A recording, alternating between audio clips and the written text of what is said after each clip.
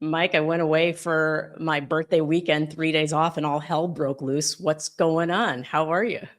I'm doing all right. I also was away, and my beach trip was ruined by the cloud of wildfire smoke that blocked out the sun, at least on the East Coast where I was at, for like 3 days. Black hole sun, right. won't you come and wash away the pain? Black hole, sorry. Then there was like the worst World Cup final. And not even, not because Argentina lost. I accept that. Like, they played like shit. They deserved to lose. Like shit. But, I mean, it was a shitty game. It was boring. It was a boring game. I was obviously riveted because I have an Argentine in my household. So I saw somebody say you're only allowed to root for Argentina if you are either deeply connected to them or root. So I showed all of the Argentine passports that are in my household.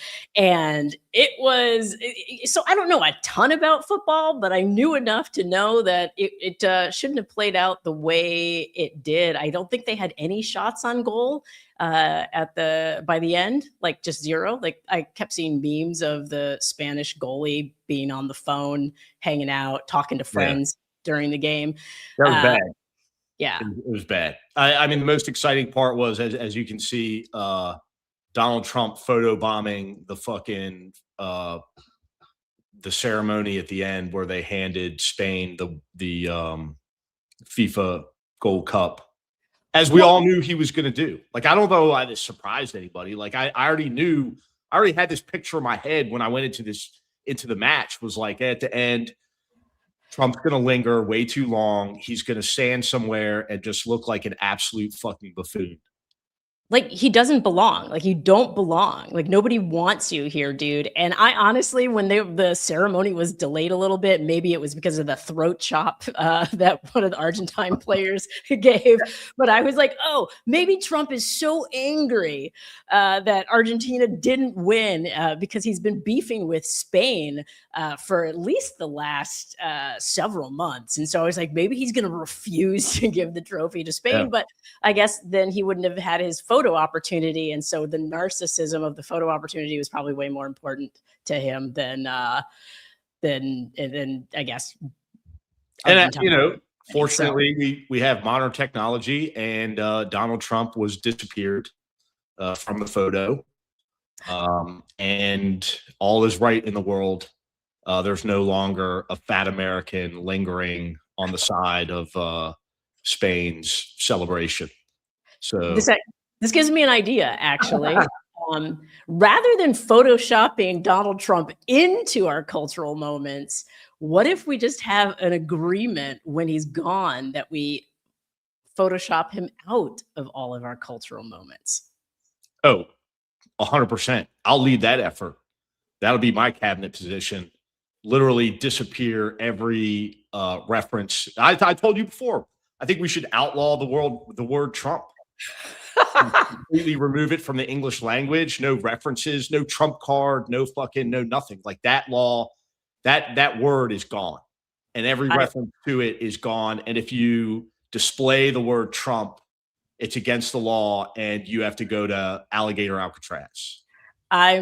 Which has been disassembled thanks to the fight of many folks. It is no longer. Our guest tonight is somebody who can actually help make this happen, help disappear Trump, help disappear all of his lackeys, and he's young. He's a Gen Z organizer. I think this is the second or third time we've had a Gen Z organizer on the show. I always love this because I feel like I learned so much about their perspective. And to me, I'm like, oh my God, thinking culturally, like, some of these kids were in grade school the first time Trump got elected. So for them, this is the first time they're really having a full on Trump experience that they can now decide, you know what, we actually don't like these ideas. So our guest tonight, Carlos Calzadilla-Palacio. He's a Cuban-American Gen Z political organizer, founder of Disrupt. There, you got it on the t-shirt right there. Disrupt. What's up, Carlos? Welcome to the revolution. Hey, how are you guys? Thank you so much for having me. Well, we're glad you could join us. So you were from you were like an establishment Democrat insider. I would disagree. I would say I was not an establishment. I was always a progressive anti-establishment, but I worked within, the political system. I could say I was a political insider who always, thought I was a Bernie guy. In 2016, I was 18 years old. I really believed in changing and reforming the system as a progressive, and I worked for elected officials, right? So I definitely had the inside view, and would say that I was an insider, although trying to change the system from the inside. And I I've realized that we need some really radical. When I mean radical, I mean really like a populist change to our system in which we don't get stuck in the same ways that have failed for so long. The insiders, I've seen them, I've interacted with them. They're not up to the moment, and they won't be, not because of some might have good intentions. I think some might do, but it doesn't matter because they cannot change fundamentally their worldview of how to live up to this moment. So I was previously the president of the Brooklyn Young Democrats. I worked for two state senators here in New York, a council member. I ran a lot of campaigns as a campaign manager. I was a delegate to the DNC convention, but I have the full inside view of just the failure and how it will continue unless there are outside forces and people are really willing to buck not just the establishment, but the lack of creativity and the lack of imagination that exists. And that is why we are seeing the party fail to actually effectively combat fascism in our country, and why I quit my job working in the state senate and in New York in October to launch Disrupt, because I don't believe anyone's going to save us but ourselves, and I believe that the key to everything is unleashing the power of our generation to transform American politics and to take back the American dream that was stolen from us. And it was stolen from us by the corporate elite. We cannot defeat Trump without defeating what created Trumpism, which was the decades and decades of a rigged political and economic system. And I talk about how it all really, it really accelerated in 2008. So many of these things were happening before, but 2008 was the point that accelerated us towards the political and economic moment we were living through. And the banks on Wall Street crashed the economy in front of everyone, ruined the lives of millions of people.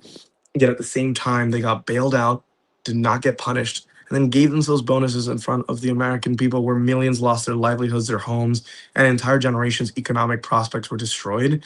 And that was, I believe, the moment that people realized that the political and economic system does not care about them, the institutions do not care about them, and that's where we start seeing that anger expressed in Occupy Wall Street and the Tea Party on the left and the right, Bernie Sanders and Trump electorally. And that has not gone away. People have only gotten angrier, and they haven't seen any real solutions to their problems. And that's why we are seeing the far right and Trump really capitalizing on it. And then we see the Democrats not being able to effectively fight because they are bankrolled by the same interests that want to keep a rigged system. So to go back to this idea, so it's rigged, right? 2008, you talked about Occupy Wall Street. A lot of young men seem to think that Donald Trump is for them and that the elite are for them. Can you talk a little bit about just how the manosphere has kind of affected your ability to reach young men in your generation? Yeah, well, I want to start off by just saying the Democratic brand is just so broken that it can't reach really much people, right? And what Trump has been able to do and the manosphere is tap into this deep-seated anger that I believe is not just shared by young men. I think this is a deep-seated anger of everyone, especially young people, that we did the right things. We went to school, then we went to college, then we did those internships, and we did those grind jobs. And then what do we have? We can't afford a home. We can barely afford our rent. Some cannot afford their rent. Grocery prices. You can't have this future that you were promised if you worked really hard. and it was and it was stolen from us. And I think what Trump has been able to do, and we have to admit it, is that he has been so effective in breaking norms. Of course, the norms that he has broken are kind of cultural norms, not actually breaking the real norms where the real power in the society lies, which is corporate America. He's not done that. He's done the opposite. But he's been very good at challenging this like perceived cultural establishment and providing this opium, this fake populism that Donald Trump, and then you have Tucker Carlson, and you have Nick Fuentes very effectively capturing amongst young men, where this future where you could work and have a job and then have family is gone, and then they blame it on immigrants. It's this like bait and switch, and they've been able to do it very effectively, while at the same time giving billionaires tax breaks, rigging the system even more against us. But in this in the age of content and social media, it has been very easy for them to continuously redirect the anger towards the wrong people, towards immigrants and women. When young women and young men, if they got together and realized who's really screwing them over, it's not each other. It's an economic system and a political system that profits off not only the fact that we can't afford things, makes our lives more unaffordable. They profit off the algorithms that pit, men and women against each other. It pits American citizens against immigrants, and there's so much money behind that. You have these tech oligarchs that are very invested, and the political parties and the leadership are invested in making sure that we are fighting over these cultural issues and not uniting around where power really lies. And the Epstein files is a very great representation of how that billionaire class, that elite class at the top, they don't fight each other over race or over gender or over nationality. They have one flag, and the color is green, and it is about money and is greed. They believe they're above all of us. So, considering seeing what was going on in our country, how we lost against Trump, and one thing that was key was how Trump was able to win young men and almost tie young people, right? It was almost half and half, Kamala and Trump. And I did a lot of introspection. I humbled myself in a way that I think a lot of people, insiders, did not. I was like, maybe I don't know anything. Maybe I was wrong. Like, we failed. Everyone was a political insider, political operator, failed. So let me just listen to people. And how do we reach the average normal person who probably does not agree with Trump almost anything, but just hated so much that the Democratic Party was never, they never felt like they were genuine about anything, would deliver. And I talked to people who were Republicans, independents, Democrats, young people who, didn't vote, right? And my mission was like, how do I reach everyday people? How do we just be normal, but also effective? And I looked at what the right did, and Charlie Kirk and Turning Point were extremely effective. Donald Trump credited him, Charlie Kirk and Turning Point, to the way that they were able to turn out young people, which was key. So I set out to do a counter, and Disrupt was what I launched. It took me most of last year to figure out what Disrupt was going to actually stand for. What was the mission? How do we effectively counter Turning Point? I did do an initiative called Disrupt Project 2025 in 2024, which will actually create content to reach people, but here are the dangers of Project 2025. We tried our best. We clearly failed, and they're implementing Project 2025 over 50% now. But what I saw is that, young men are angry. A lot of people are angry, but young men are very angry. And that anger and being seen has been done so effectively by the right, and this manosphere world. And we have seen no real effective attempt on the side of human rights and people who actually believe, and not these horrible, hateful ideologies that, no, there's a way we can fight. You should be angry, but here's where you could be angry at. Here's actually where we can make our lives better. Well, while the manosphere profits off their anger, makes a lot of money, doesn't actually offer any solutions. So taking that all into account, two key moments, which was Zora Mamdani's victory in New York and then Charlie Kirk's assassination, those two things were what really made me realize what Disrupt had to stand for. Mamdani's victory, because it was such a movement that gave young people hope and mobilized them around the issue of affordability. It was a hopeful community building movement. And then after Charlie Kirk's assassination, I saw how Nick Fuentes was just became so mainstream to fill in that void. And I realized, well, if we don't step in now, there's no guarantee that just because people don't like Trump that they're gonna become left, if anything, or like progressive or whatever. They're gonna go further to the right. So sorry yeah, go ahead. to cut you off, but I do have a question, because now we're seeing people like Van Jones warn about the democratic socialists and socialism is taking over. And well, I'm just curious, Mike, have you seen this stuff too? Yeah, I can't stand that guy. He's a fucking idiot. But no, but so I knew very little about your organization before Sam, our producer, sent me an email telling me you were going to be a guest. So I looked you guys up, and I was so excited to find out that you were coming on, because the populist message really resonates with me, like it does, I think, the vast majority of Americans in this moment that are not, making millions and billions of dollars. I mean, we see it resonating in elections, as far north as Maine, all the way down into like, deep red sections of Texas, like populism, working people, middle class. That's the majority of, that's the meat and potatoes of America. Like, those are the people who are, one, supported Donald Trump thinking that he was going to better their lives. And now they've come to just realize that that was in fact a complete and utter scam, which sets us up, I think, for this unique moment in which, much like, the Republican Party going into 2015, 2016, there was the Tea Party movement prior to that, and some of these more like extreme elements that eventually took over the Republican Party. You see organizations, and I don't call them democratic socialists. They can call themselves whatever the fuck they want, but to me, it's a populist message. Universal health care is not something, to me, that is a socialist concept. It's a populist concept in America. We have plenty of money. We're the richest nation in the world. We should be able to provide that as a basic human right to and that resonates with people. My question is, I mean, we saw the establishment Republicans fight the Tea Party when they first came out. And now we have organizations, which I would say people that think like you and I do, Carlos, like Maya and I, we are kind of like in the Tea Party movement of the left. And we are experiencing a tremendous amount of resistance from Democratic leadership. And it's like, I tell people all the time, like, this is not the moment to create a third party.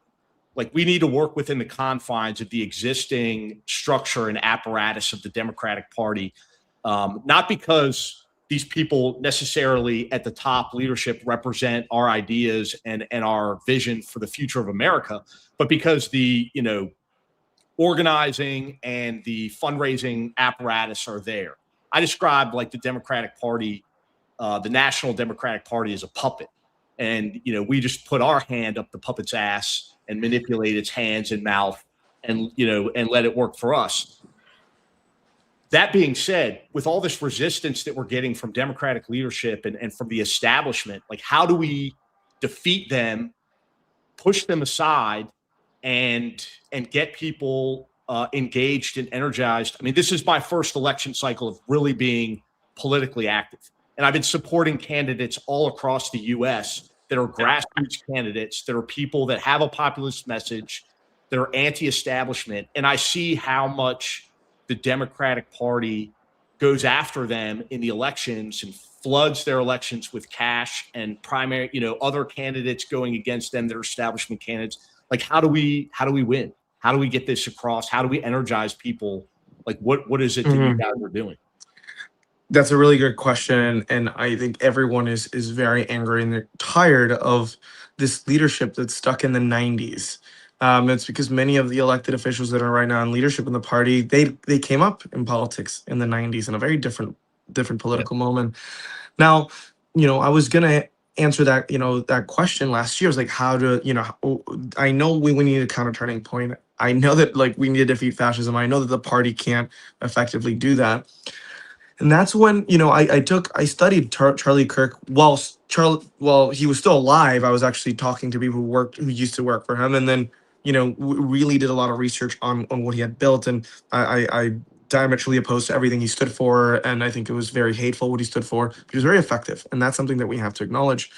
Um, and after his assassination, I really took even more of a deep dive, and the reality is that there's a couple infrastructure problems on the other side on our side of politics. Is that the right is always looking for converts, and the left is always looking for traitors, and that it's very hard to build an effective populist movement when you're cutting your own side all the time. And what Turning Point did very well is that no matter whether they agreed on every issue, they could agree on one out of their 12 issues. They'd bring them in, and then they'd turn them, go through the whole pipeline, right? And they were very effective at that. And basically, I came up with what our mission is right now and what we stand for, which I think is key to everything. Disrupt's mission is to take back the American dream that was stolen from us by the corporate elite. It names exactly the problem and exactly who's responsible for it.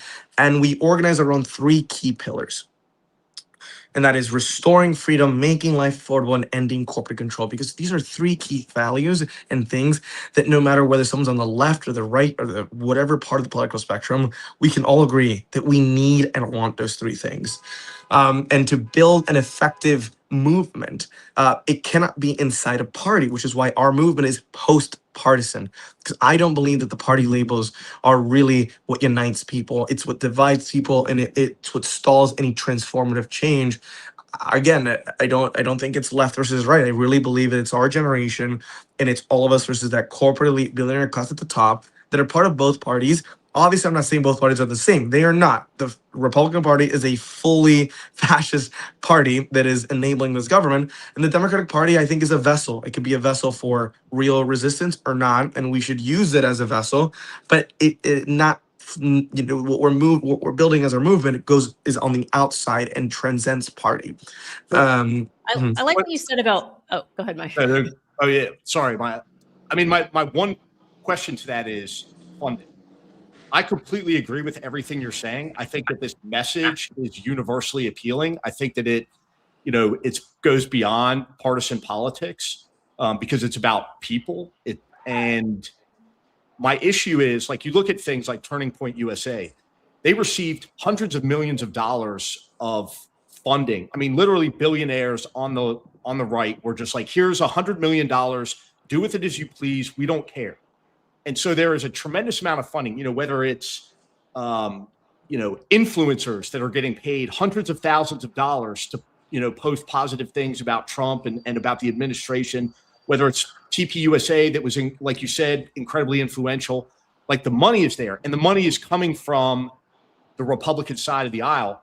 My experience, I hope that you are getting billions and trillions of dollars from left-leaning, but I would imagine that that's not the case.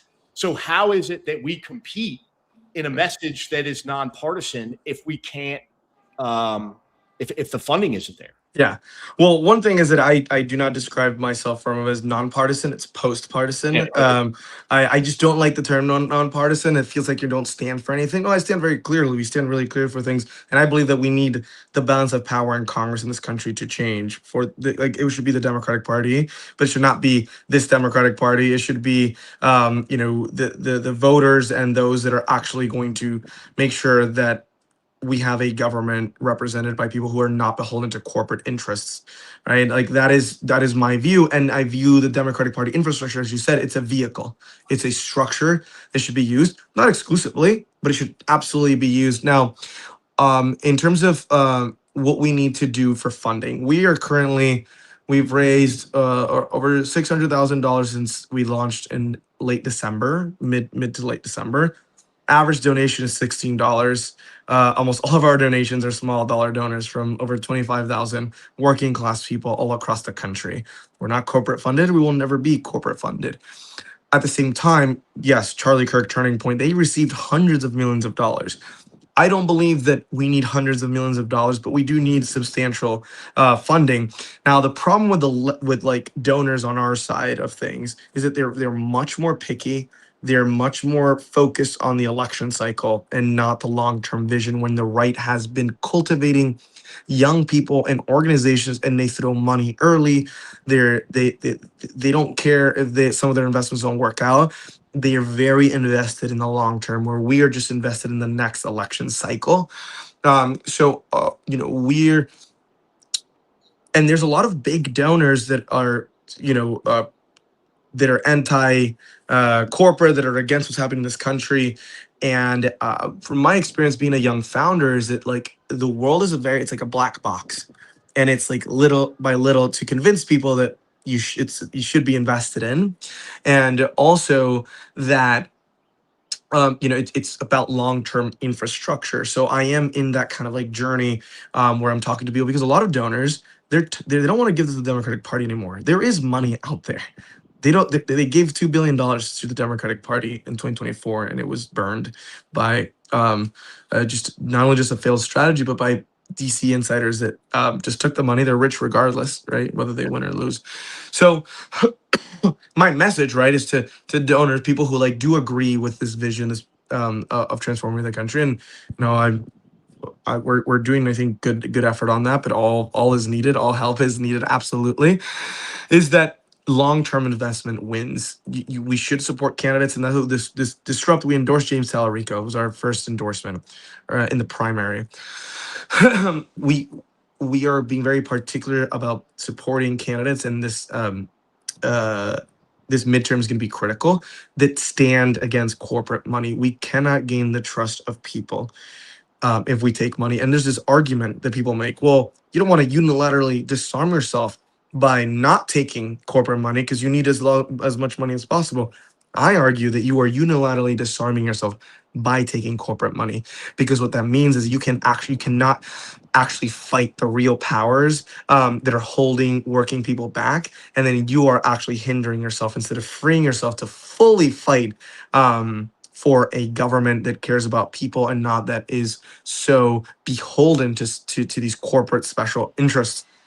So that is, we are going to be focusing on key states and key areas for the midterms, because we need to change the balance of power in our country. But it matters who is leading that. And it has to be an anti-corporate movement that is focused on affordability, that is focused on also, and this is something that I think, Michael, because I hear a lot of the things you say.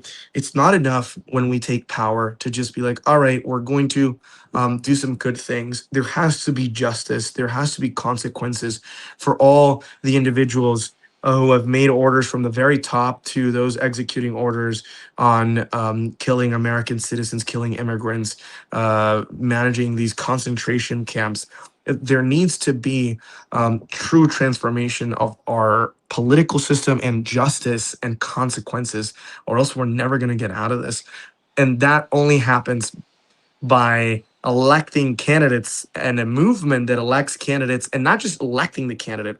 With Disrupt, we're a cultural movement first, truly, because politics is downstream of culture, and people need community. And what we're building with Disrupt is we're going to be launching chapters throughout the fall in cities and towns and campuses across the country.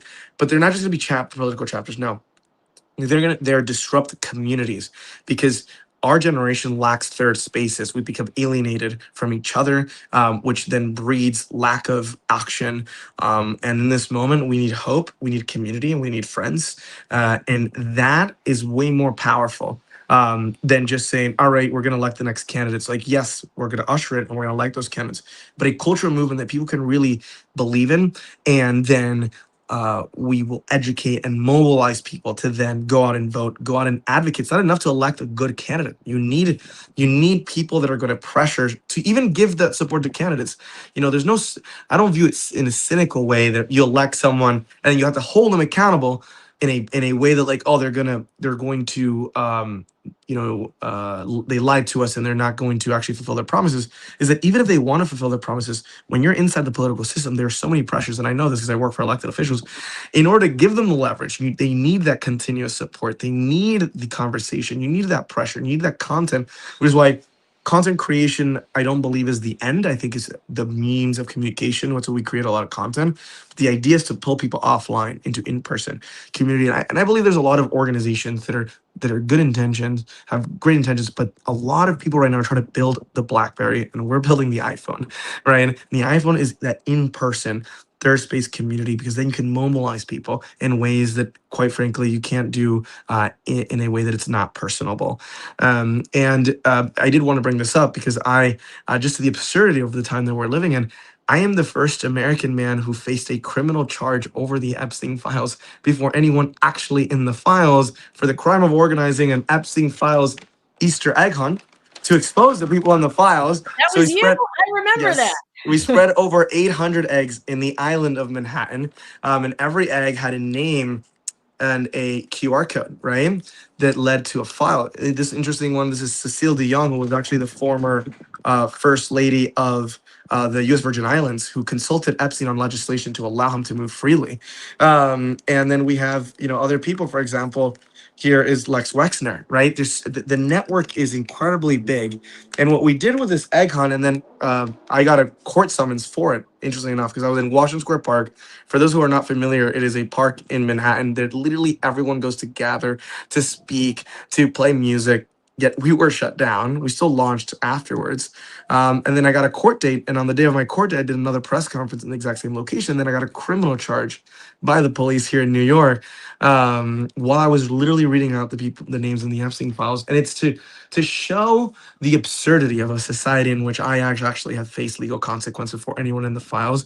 And it is because of the system that we have that allows the ultra wealthy to not only rig the system and write the laws, but then actually skirt and be above the very laws that are even in place. And the big thing for people to realize why it's all connected and why this is a very post-partisan issue is the Epstein files, and why we should continue organizing around that, being against the wars. But with the Epstein files, that these people in the Epstein files are spending millions of dollars in elections right now, this year, because they're invested in keeping this government in power so that they can protect their wealth, and because they don't want to face any real consequences. So we're thinking very outside of the box in creative ways to reach people, and it has been very engaging, but we're also not just making a point, we're organizing effectively for political change in this country. So, and a long way to answer the question is that we need investment on a true movement that is going to defeat not just this government, but the conditions that have made people feel so nihilistic that they either voted for them or don't care. And that would be my call to other people who want to support. If you're a small dollar donor, if you're just a working class person, you can support us. That's what powers our movement. That's what gives us the independence as well. And for those that are willing to invest in a long-term movement, the right has been doing this. They've been investing in young people. We need to invest in our generation, because that is the key.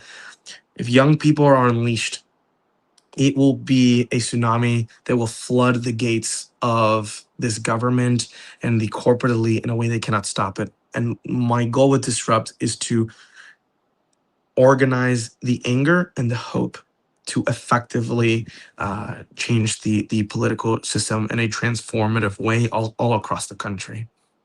Going back to what you said about pipelines and how Turning Point was able to reach people, have a big tent, and you want to do something similar in a post-partisan way.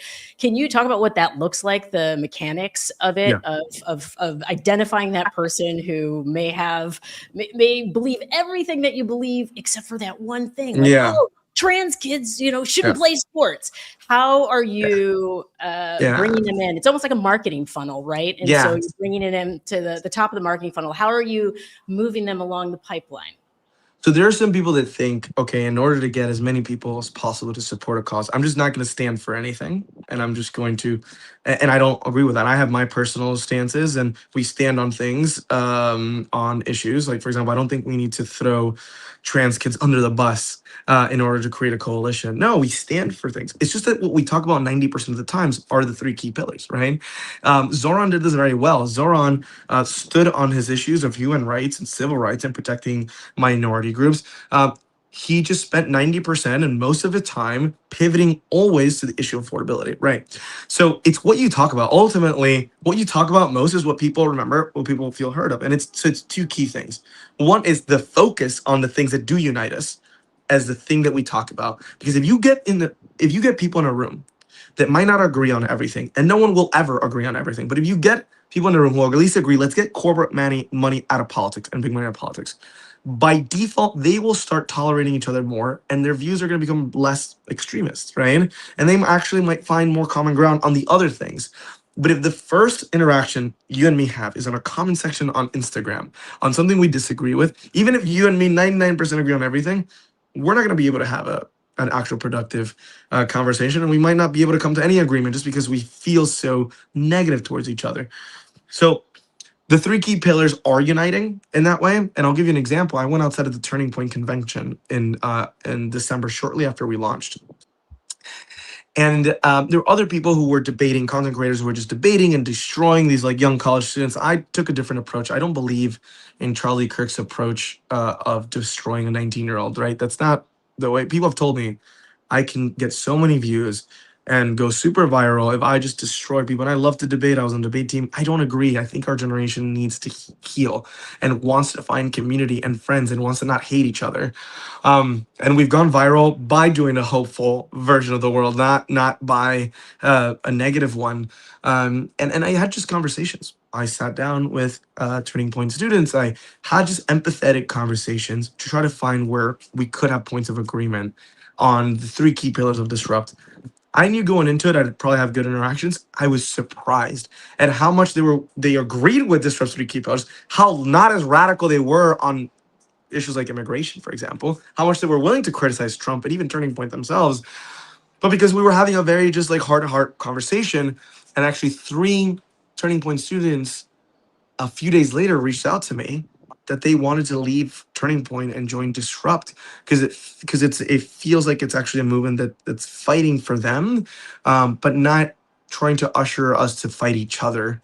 So I think that's how you do it. You're genuine. Like, I will never throw any marginalized group under the bus. I stand for these things. I just won't personally try to destroy someone because they don't agree on everything. I will try to see where we find the common ground, and I think people dig themselves in more if they feel attacked. So I think that preaching a culture of tolerance, not just tolerance of people's, which we should, of their identities and their orientation, but also tolerance that we might not agree on everything. But let's fight together on this that we agree with, and then we can see where we can find some sort of common ground understanding on the other things, and that is coalition building at its basic. It's been very successful so far. I mean, my siblings, I'm Cuban American, so I have younger siblings that don't agree with me politically. That's just the nature of the Cuban American family. This is the first time they've agreed on something I've done politically. And again, I stand with immigrants. I stand with the LGBTQ community. You don't need to buckle your views to create a coalition. You just are able to focus on the issues of affordability and freedom. And I think all these issues, right? Civil rights, minorities, they're all tied to freedom, right? They're all tied to basic human rights. But I think the anti-corporate thing is so unifying against our wars that we're waging, the money that we're giving to the Israeli government to commit that genocide. I think that's the fact that the people on the Epstein list are not being held accountable. The fact that this government is making everything more expensive, and then building a ballroom and giving tax breaks to their billionaire friends. If you organize people are willing to be part of an organization and part of a movement, or they're willing to vote for a candidate in which they disagree on some key things if they feel that person is genuine and actually is fighting for them on these issues. Well, there's an article that was out, I think it was today, that now the gig economy, which is I want to say largely comprised of younger people, but I think there's a lot of people in the gig economy now, are more reliant on Medicaid and SNAP than McDonald's workers were, because normally it was like, oh, it's the McDonald's that's taking advantage of. So knowing this, and knowing that there's all these young people graduating college with a ton of debt and not necessarily being able to find a 9-to-5 with a 401k, but they're out there driving Uber or working some other gig economy. How are you harnessing the anger in a way that, because obviously there's still Turning Point, and they still have the billions of dollars to say the reason why you're broke is because of immigrants. It's because of trans people is because of all of the random things that they say that are not truthful. They're just lies. And so, we all know that the lie spreads much more quickly than the truth does. So how are you getting past that thing? Is it that because it's in person, because there's community, because you're connecting? I would just love to know how, because it's a real issue that I don't think most organizations have figured out how to tackle. Yeah. I mean, it's hard. It's hard to figure this out. And that's why it took a long time to figure it out. And I believe that I have. And it's resonating. The dam is going to break. And it's just a matter of how it breaks, how quickly, and harnessing it. Like you said, young people can't afford healthcare. They're on Medicare. That is the affordability. That's their second pillar, right? Like, healthcare is so unaffordable. It's so unattainable. And it's absurd.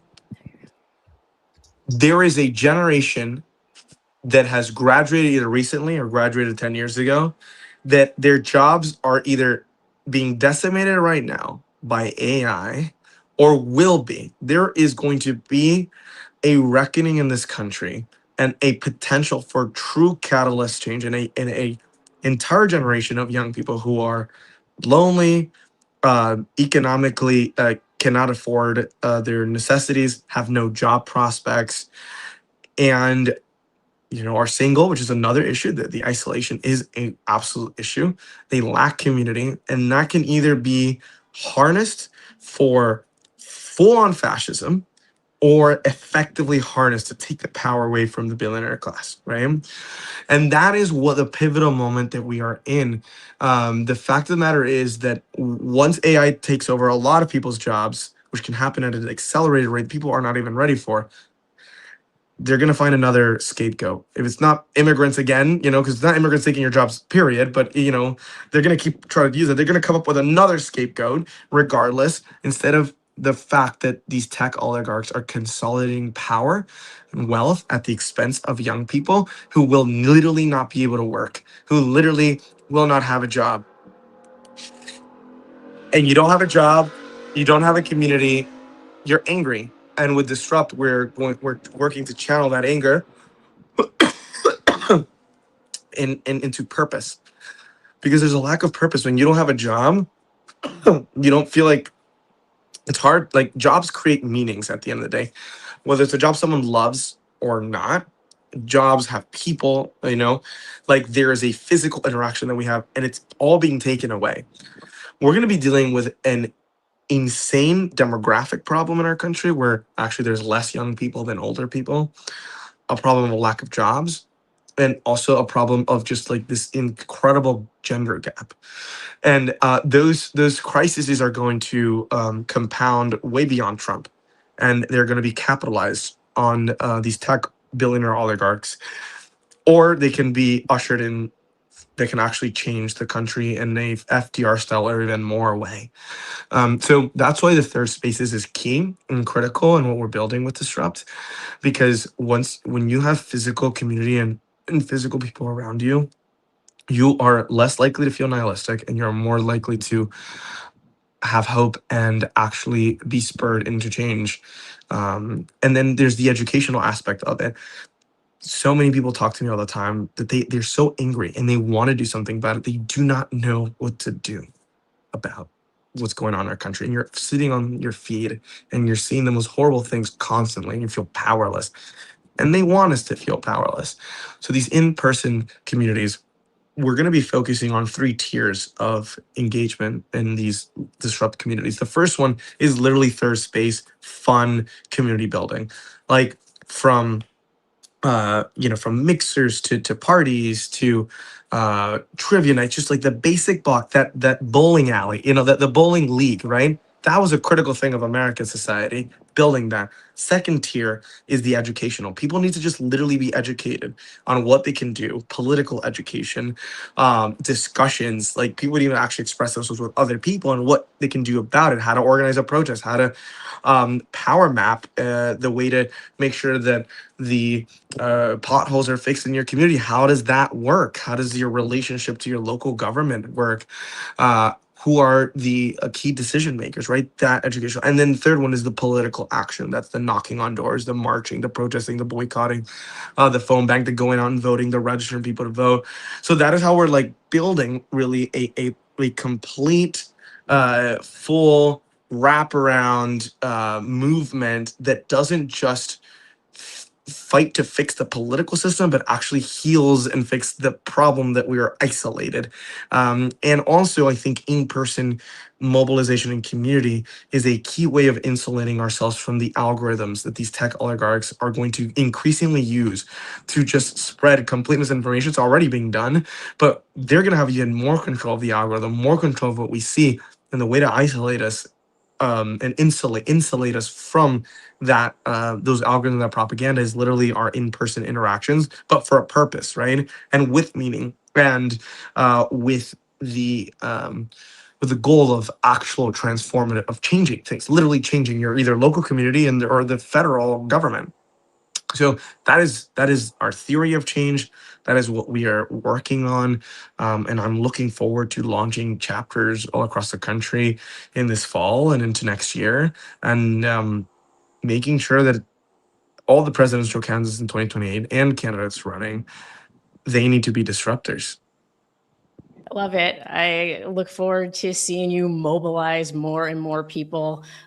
Community building is my thing. I used to be an event organizer, and so I read. We should do it. We can do. We should talk.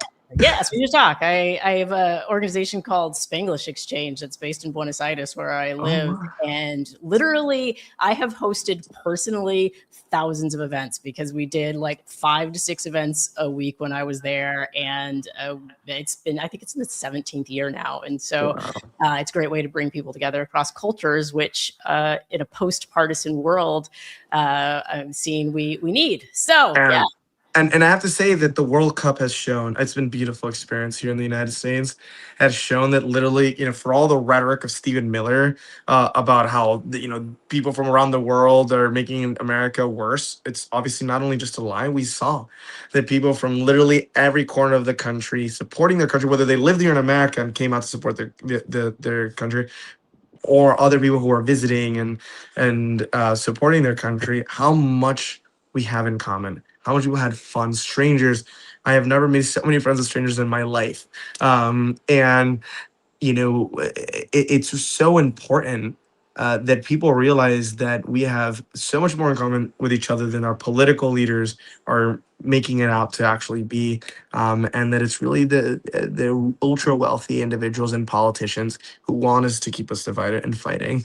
And that's why just literal fun in person experiences in the World Cup has really unified people in such a beautiful way. And just this like uncontrollable joy and it's shown that politics does not have to be about anger and about fighting all the time. Like, it could be joyful, it could be fun, it could really be an expression of humanity, and about building not just a better world but fixing problems. And I think that has been something very beautiful to have experienced this year across the country. In the words of Emma Goldman, I don't want to be part of your revolution if there's no dancing. I love to dance. I think that joy is resistance and joy is critical to defeating fascism. But we got to direct that joy effectively. Love it. Love to see it. Once again, where can people find your organization so they can donate? So we can go on Instagram, disrupt.politics, same on TikTok as well. You can also on our website if you want to either sign up or support. We also have a Discord people can join. Our website is disruptpac.org. That's disruptpac.org. Please give us a follow. You can also follow me at carlos.calzadilla.palacio. I still have another court date on September 23rd. I defeated our criminal court case while I was reading the names of the Epstein files, the 23rd, and we're using that to keep exposing these individuals are running our society with no consequence, and that's because the president of this country is implicated in them. But yeah, you can follow along, educate yourself on these issues, and also stay tuned for when there's a chapter, a Disrupt community launched in a city where you're at or a campus. Amazing. Thank you, Carlos. Thank you. Thank you. I appreciate you both so much in the work you all do. And thank you for having me and looking forward to talking again.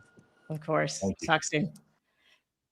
So this is probably the World Cup issue. Did you see in your algorithm all of the anti-Argentine hate? Yeah, I experienced it firsthand when I wore a Maradona jersey to Philly when I went there to watch France and Paraguay. Tell me more. What happened? They're the most hated team in the World Cup. But you know, I'm like a contrarian, so I like to rabble rouse. So I talked a lot of shit, but they shit the bed in the final.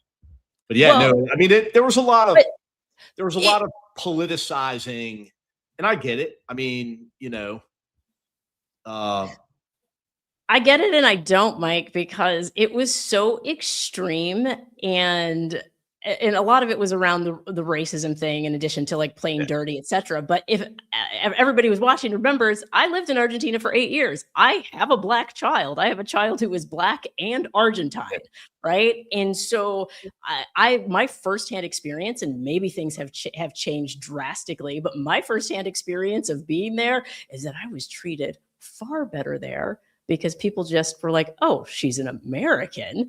And so people saw me as American first before they saw me as Argentine. And so I got to experience privilege in a way that I have never experienced it in my life before.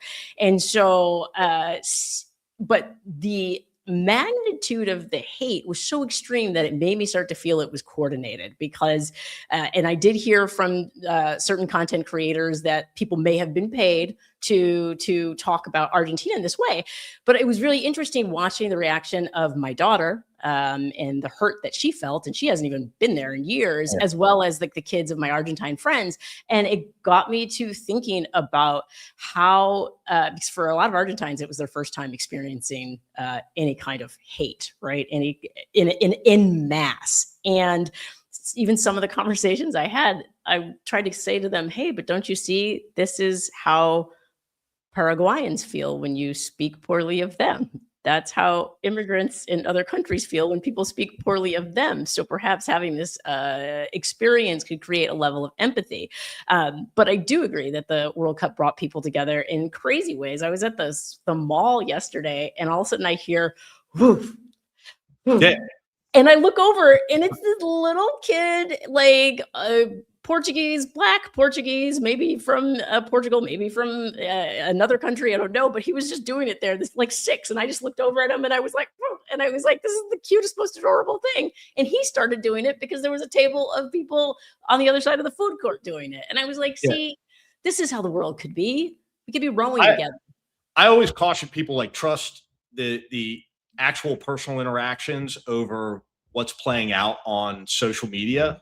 For that exact reason. I mean, there are literally people that are paid to, you know, make those types of postings I mean, the other thing too, and I remember this from our conversation with Carlos, he talked about going viral for like a positive community, post or something of that regard. And I remember thinking to myself in that moment, like, man, that's fucking hard to do, because the algorithm feeds off of anger and hate. It's like this is an old reference, but remember the Ghostbusters where they had the gel that fucking was like angry, and then but they could play some fun music and it danced, but like ultimately it responded best to fucking people's anger and hatred and resentment towards one another. And that's kind of the way that social media algorithms are designed. And so like plus my introduction to that space was like post January 6th, where people were talking about me being the same guy that carried the Confederate flag into the Capitol, because there was a vague fucking, I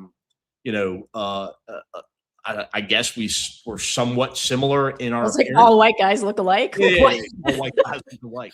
But no, I mean, that was an incredibly, positive experience, the World Cup, and it lasted what, 35 days until Trump fucking, I don't think he spoiled it completely, but he did his best. He tried. I was gonna say, yeah, I think everything Trump touches dies. I have two theories. You know, our favorite Wilson, but my the theory is obviously the Balogun issue with the red card, but then also Harry Kane admitted to having golfed with him a year prior, and then England ended up losing. So. Yeah, I think everything he ruins everything. But yes, we saw for a moment how people can be, how we can come together, how people can be joyful together, be sad together, win well, lose well, except for that throat chop. I had to rewind. I watched it live at the end. I can't remember which player it was from Argentina, just like straight to that was. I was like, whoa! I was like, what the fuck? I was like, moment for sportsmanship, but you know. But other than that, it was we did it. We brought the world together, and then all of a sudden, it was over, and it was like, oh wait, the world is still as it is. It's burning, very hot everywhere. And we have real problems that we need to resolve. And I love the community building aspect of all of this, because like he said, like you said, like if we're in person together, connecting over anything other than politics for a little bit, it's much easier to see the humanity in each other. Which, did you hear him say pub quiz? Did you hear him say trivia night? Remember when he said trivia night? Remember when I tried to pitch trivia night and you were like, no, fuck your trivia night? And then everybody in the comments was like, yeah, Maya, trivia night. I'm just a miserable person. You can't give me any attention. I was going to ask him though if I could join, if there's like an age cutoff, because I literally check every box that he brought up. Other than being young, like I'm 45, but I'm single. I live alone. I have no job prospects. I'm not well educated, and yeah, and you're angry. And my life is pretty much, circling the drain. I'm literally trying to create the event for you, and you poo-pooed my event. So maybe next time I pitch an idea. Trivia night try. Trivia nights are so what do I much have to fun. lose? Nothing. All right. We're doing, this is what we're doing. You and I, okay, everybody, I'm saying we're doing this. Higher up folks at Lincoln Square hear this. Mike and I are going to travel around the country together, hosting trivia nights. We're going to host trivia nights. That's actually a good idea. It would be fun. We should do this. We just need to get some fucking lefty billionaire to back it. Yes. Because I'm bougie. Yeah, I just want to be able to be in a camper van. Like I want to be like in one, like not like the super tiny ones, like a mid-size, like a class. Is that a class C? I need a little bit of space, but it can be. You want to do like Travel America. Yeah, like Road Rules. Remember that? Like our generation will remember that. Like Gen Xers, millennial, like they'll remember that whole thing. And then we can, all right, I'm very excited. We have an idea. And I knew I'd win you over with trivia night eventually. So yeah, we could film. We could do like the real world on the road with trivia nights. Exactly. And like we could trivia, a little bit of comedy, but most importantly, random motherfuckers pick to live in a camper van, travel the country, host trivia night, and try not to kill each other. Yeah, exactly. It's fun. It's got the all of the drama that the algorithm needs. The algorithm needs it, and it gives people an opportunity to connect with other people in their community. It gives people an opportunity. There can be questions that have to do with pop culture, history. It's a little bit of everything. And so I'm going to get America to nerd out with me. It's going to be fun.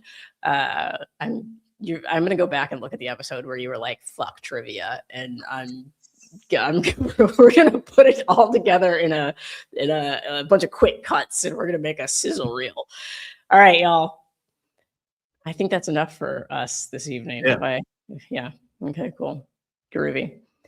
Everyone, what's this weekend? I feel like there's just always something crazy happening, I'm sure, in the world. I would love for there to be just a normal chill weekend with no speeches, no, but it's just not going to happen. Yeah, we gave like $1 trillion to the military to fund the illegal war in Iran, and we still don't know if Mitch McConnell is sleeping with the fishes.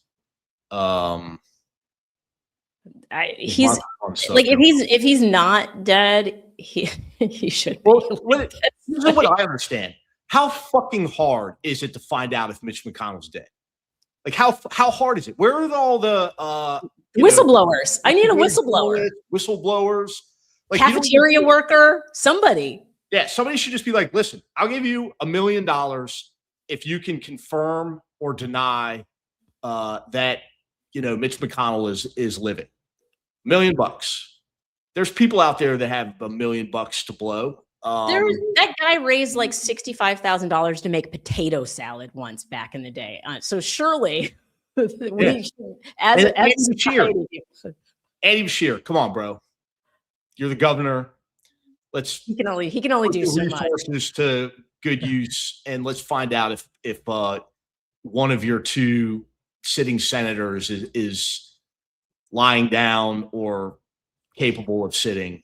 It's like a bad indie movie at this point. Like, is Mitch dead? Right. And it's starring I don't know. That Weekend in Bernie's reference is just getting so played out now because we have so many geriatric politicians that it's just like every other week you could put another person in Bernie's place. And the fact that Chuck Grassley is still like alive and there's things that defy gravity, really. They defy gravity.